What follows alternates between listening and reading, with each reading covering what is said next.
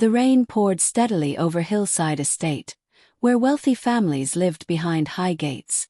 At the far end stood the towering Adagoke mansion, a palace of white stone, fountains, imported tiles, and chandeliers that sparkled even in darkness. Inside worked Amara Okafor, a young maid from a humble background. Quiet, respectful, and gentle, she moved through the mansion like a soft breeze. She cared for Madame Evelyn Adagoke, the mansion's elderly owner, with a kind of love no one else in the family offered. Her children, Boma, Tolu, and Richard, treated Amara like she was invisible. But one quiet night, Madame Evelyn called Amara close, held her hand, and whispered something that stunned Amara to her core. A decision that would change everything. 3 days later, Madame Evelyn passed away. And when her will was read, everything, the mansion, the entire estate, all businesses and lands, was left to Amara. The family erupted in fury. And the war began. The lawyer had barely finished reading when the room exploded. What nonsense is this? This girl bewitched our mother. We will never accept this. Boma lunged toward Amara, but Richard held her back. His jaw tightened, eyes burning with cold, calculated rage. The lawyer repeated calmly, Madame Evelyn's will is legal, witnessed, signed, and registered. Amara stood trembling, her hands cold, her heart racing. She never wanted this. All she did was care for the old woman. She never imagined she would be given wealth beyond imagination. Richard stepped toward her slowly. Listen well, he said, voice low and dangerous. This house, this estate, this name, will never belong to you. Amara swallowed hard. I didn't ask for this. Boma hissed. Then give it back. But the will was locked. Untouchable. From that day onward, life became a battleground. They started small. Insults. Threat. Cold stares. They made sure she heard every whisper. She's a nobody. She wants to steal our lives. She will regret stepping into this house. But when insults didn't break her, they escalated. They sabotaged her daily. Her room was turned upside down. Her clothes were torn. Her food mysteriously disappeared. Guards were bribed to intimidate her. Even other staff began to fear helping her. Richard approached every friend, every lawyer he knew, trying to find a loophole. But the will remained firm. The mansion turns against her. One rainy night, Amara returned to her room to find threatening words carved into her mirror. Leave or be destroyed.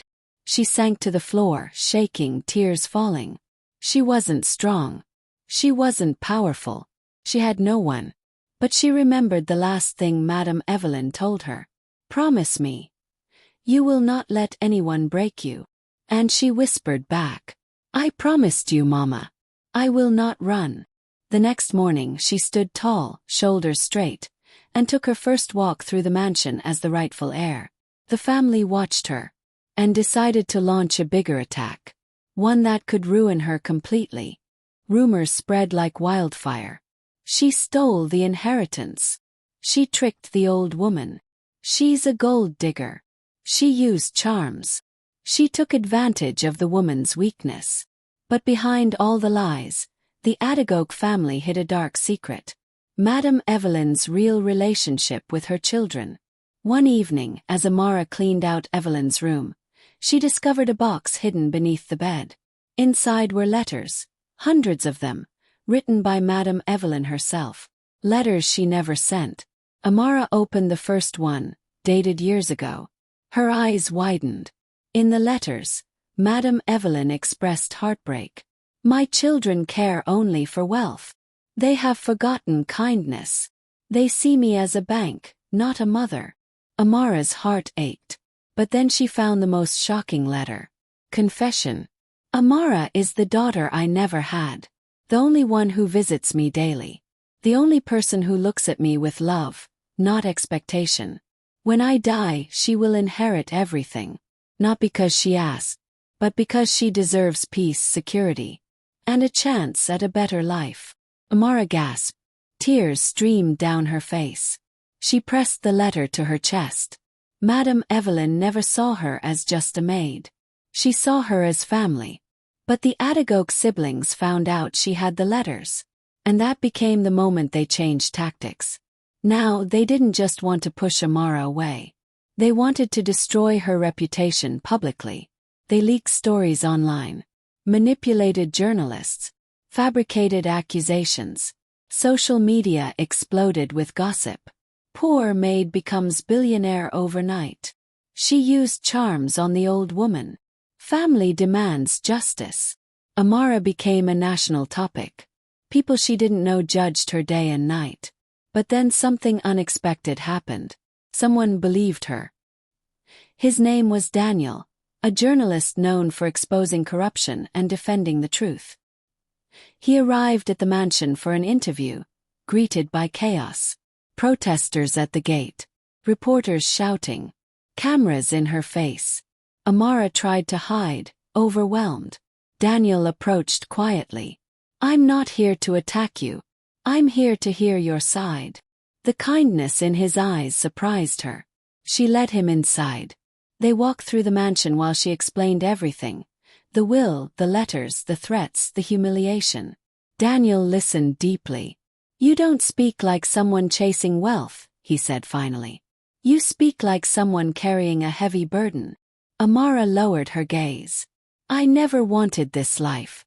I only wanted peace." Daniel smiled softly. "Then let's fight for that peace." He became her defender. Daniel investigated the siblings.